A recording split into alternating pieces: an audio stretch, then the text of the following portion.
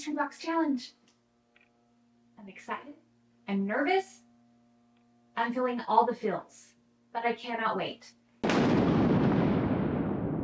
If you are brand new to the Mystery Box Challenge, the entire thing has been organized by Courtney from Creative on the Cheap for the past 5 years, and it's so much fun for me to be a part of it, and I'm excited to bust into this box that I got from Jamie, the Crafty DIY guy.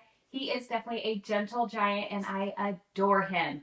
Now, I sent my box over to Whitney from Whiskey and Whit, and let me tell you, I had so much fun shopping for her, and I cannot wait to go check out her video to see what she does with the things that I got. So as soon as you finish here, you're going to head to her channel so you can see what I sent her and what she does with those. But let me tell you how complicated Courtney decided to make it this time. So Jamie can send me anything from anywhere that he wanted to, but the twist this time is that all of the items had to be a different color, and there are also 2 challenge items in this box that I have to craft with. One can be whatever you wanted, and the other, get this, had to be something that we would either trash or recycle. Whoa, and if you thought that was it, oh, no, no, no. Courtney has also assigned us each a different era. I got the 1920s. 1920s is dark and moody, Art Deco. I sure do hope Jamie was nice to me. So let's bust into this box and see what I got. Right on top, I see a note from Jamie. Now, look how cute and professional this is. If you don't know, he's also a real estate agent. Jennifer, remember, we are friends. And that's where I get nervous. You don't have to remind me. This will be a fun-filled challenge for you. You're driving that home. I hope you enjoy it. Can't wait to see what you create, Jamie. Alrighty, so right on top, I see this like kind of square rolling pin, falling leaves. That's super cute. I can definitely do something with that. Then I have one of these Dollar Tree mirrors. I don't want to blind you with that. Easy. So it looks like a lot of these items are from Dollar Tree, but not everything. I have a challenge item I'm going to hold on to here and challenge item right here. So we'll set those aside. Oh, look at this. Jamie also sent me a couple of the wooden houses. Those are always fun to do something with. What is this? Okay, this will be fun. Look at this. They're all unique shaped beads. Yeah. It's just a wood bead mix, a whole pound of it. I'm excited. I love working with beads and I love these shapes. I'm really excited about these. And the last couple of things in here would be these pill and stick wallpaper pieces. Again, the reflection is probably hard to see. I'll give you an up close look at it, but that is so cute. Challenge item number 1. Let's hope he was nice to me. Okay. Bendy tubes. A green and yellow bendy tube. I'm going to need my thinking cap. I have no idea. Tell me, what would you do with 2 bendy tubes? I'd like to know. I'm stumped. Oh no, I know what this is. So this is going to be the recycled or item we could trash. Can you tell what it is by this size? I bet you already know. If you already know, leave it for me in the comments. Here we go. It's a toilet paper roll. Okay. Let's get crafting. But before we do, we need you. We need you to vote on your absolute favorite. What do you think is the hardest box, the best DIYs, most unique, your favorite? Find the Google Doc in the description box and let us know. I thought we should jump right on in and get into these little bendy tubes. I really do hope that you told me what you would do with these in the comments. If you haven't, go ahead, do that right now. But here is what we're gonna do.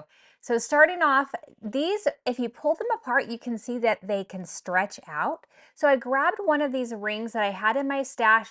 You can pick these up at all different places. You could probably even use a coat hanger if you wanted to for this. You just needed to have that circle shape or whatever shape you want. And you're gonna snip it apart if it's not already open. I'm just using some of my 10 snips to do that.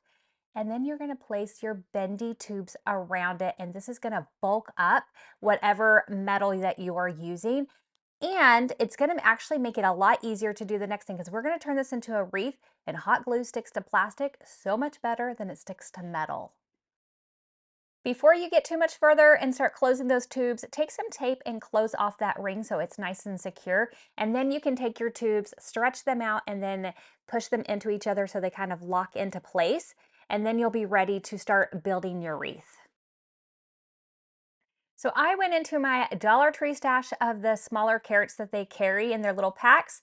And that is what we're going to be using because we're making a spring wreath. But first, you want to make sure that you can hang this up. So I just have a small piece of twine that I'm taking around and looping that on.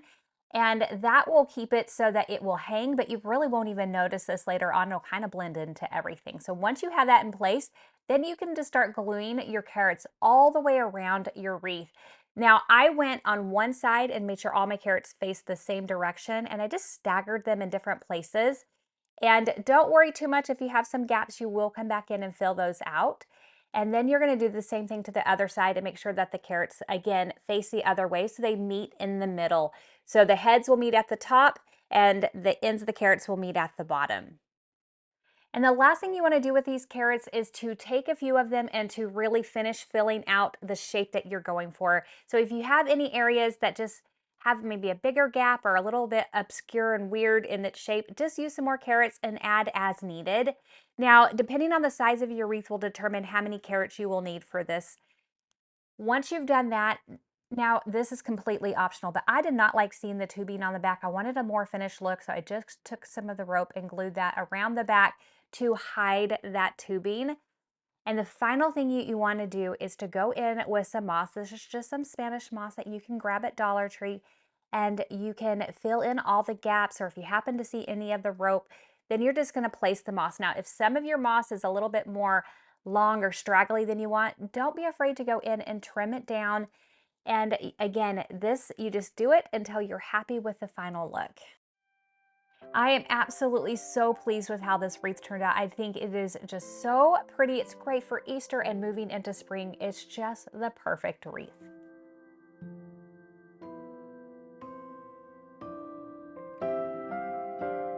These pill and stick wall tiles from Dollar Tree I think are so pretty, and I wanted to do something with this a little unexpected. So here I have a picture frame that I also picked up from Dollar Tree, and it does have a mat in it, but it doesn't have any texture. It's just kind of plain, and I wanted to have a mat that had a little bit more to it, and this pill and stick wallpaper or pill and stick tile is like the perfect piece to do just that.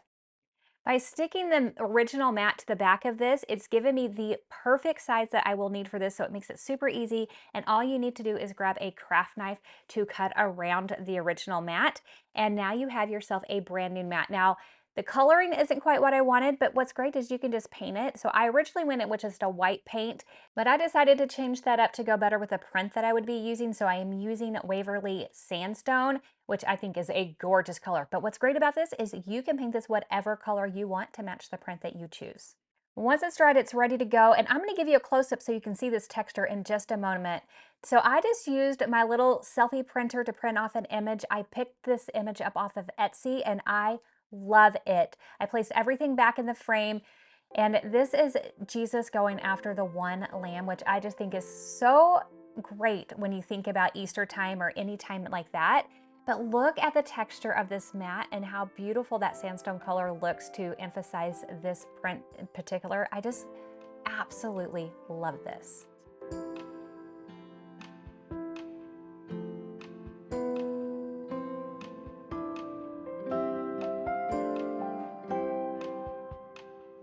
I was so thrilled to see these beads in the box. I just love the shapes that are in here. There's so many different ones that you can choose from, but I just picked two of the larger shapes and decided that I wanted to alternate them to create a garland. Now, because these are so long, I do find that it's easier to take some tape, and you want to make sure that your tape is long enough because you're creating like a faux needle around your twine, and that makes it a lot easier. Now, if you have any of your blocks or wood or whatever that ever has like the hole and it's filled, take like a large needle or anything that's long and pokey that you can poke all the way through it, and that will ensure that you can get that twine through super easily. I did have to do that a couple times on these.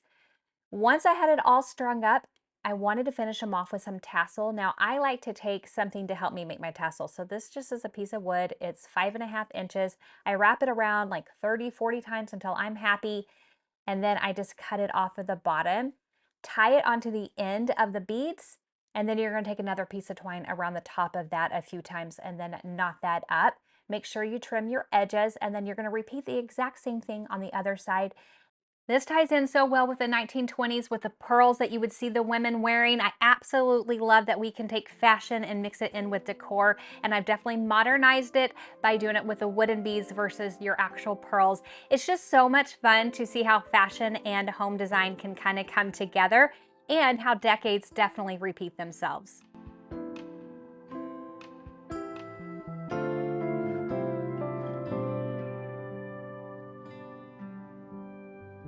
Now this is a really fun piece and I am excited to do something with it, but I have such a hard time calling it a rolling pin because it's square and it cannot roll. So to remove that raffia, there was a little bit of hot glue still left over, so I just used the heat gun to help me get rid of that excess hot glue. And then I went in with a fresh coat of white paint to cover up first the fall leaves, but the white that was there was kind of scuffy and dirty looking anyway, and so I wanted to have a fresh, clean look. Now for the handles, I'm going in with this beautiful blue gray. This is Dusk by Waverly. I love it. Now all the paint did take me a couple of coats to get full coverage. I decided to go ahead and use a stencil to get a really fun spring look with this. So I placed it down where I wanted it, and then I picked some springy colors that I thought would look really pretty. Now, when you are stenciling, you do not want a ton of paint on your brush because that's when you get that bleed under or even that ring around that you don't want to do. So I always get a little bit of paint on my brush. I dab off a lot of it, and then I go in and I stencil, which is I just bounce up and down to get the coverage that I want. I did that first on the first half of it, and then I flipped my stencil over to finish the end of it. And I think this turned out so springy. It's absolutely adorable and will make a great shelf sitter. Definitely not a rolling pin.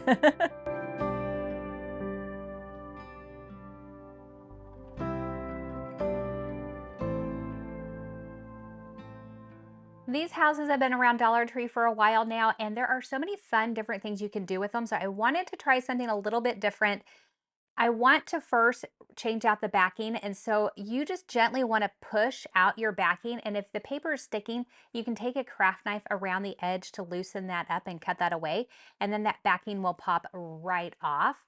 Now I have some scrap paper here that I'm going to be using, and if you don't have scrap paper, it'll line up a lot easier, but use what you got if you have it, and then just using a little bit of Mod Podge to apply it to these. You just want to go in with a thin coat. I prefer to use a paintbrush. You can also use a sponge if you want to, and then place your paper on it. I like to smooth it out to make sure that I have no wrinkles, and then I set it aside to completely let it dry. And to get those clean edges, I go in with a piece of sandpaper and sand them off. And that is the best way I've ever found to get the best edge. If you prefer to use a craft knife or something like that, by all means, you do whatever your favorite way is to do it. To reattach the two pieces together, I'm using wood glue because it has a tight permanent hold, but to help it along, I do dab a little bit of hot glue in the corners. That way it has that instant hold that secures it while that wood glue is setting up. Now it's time to go ahead and attach the two houses together. I have one going vertically and I'm going to put one going horizontally, and again using wood glue and hot glue so that I can have that long-term attachment along with that quick attachment. Secure those down, and then to embellish these, I have the cute little moss bunnies that you can get from Dollar Tree, and I just add a couple of them to the top of one of the little houses. Aren't these adorable? I think they're so much fun.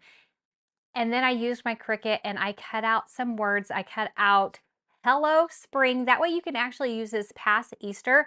Now this is actually using the sticky cardstock that Cricut sells, so I didn't have to use any extra adhesive on this. But if you use regular cardstock, of course you can just go in with like a little bit of glue to attach each of the letters down. And then I just took a paint marker and went around the letters just to add a little bit more definition so that they could pop. And that was it. This is so cute. It makes such a great little bookend, shelf sitter, whatever you want it to be. It's just fun, bright, and festive.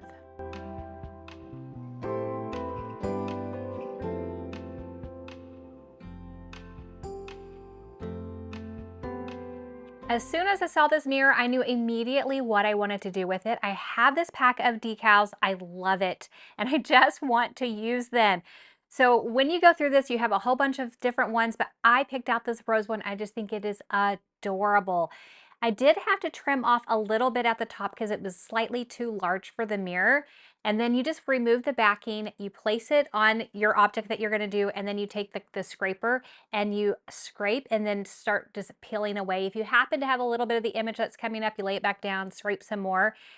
I just think it's such a quick and easy way to add a little bit of something to something really basic, and it turns it into something that looks high end and fun. It's just so easy, but you get such a great result.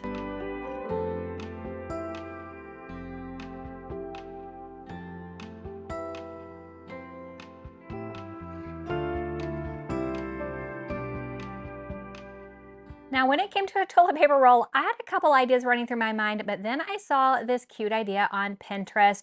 You simply kind of smush down your toilet paper roll, trace out a bunny. Now, I'm doing it in Sharpie here so that you can see it really well, but honestly, it's easier to do it with a pencil, and then you really don't see your lines.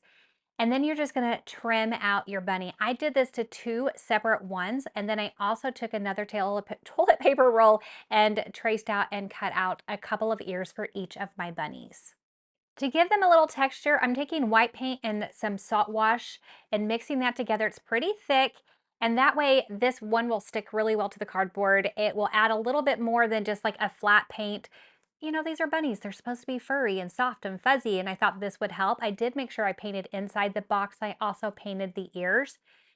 The ones online, they left the original color of the toilet paper roll. So you tell me, would you rather paint them white or would you leave them the original color? Once everything was dried, then you can attach your ears, and now you can start adding all the details that you want to your bunny. I simply went in with some pink paint to paint everything on. I had a darker pink and a lighter pink to do the ears, the nose, and then I used a Sharpie to actually help me do the eyes and the whiskers. Now, the only other thing that these little bunnies need is just a little pom-pom tail, and I did up a carrot again using some toilet paper roll to paint that up and glued all that on, and voila, now you have 2 cute little bunnies using items that you would just have thrown away.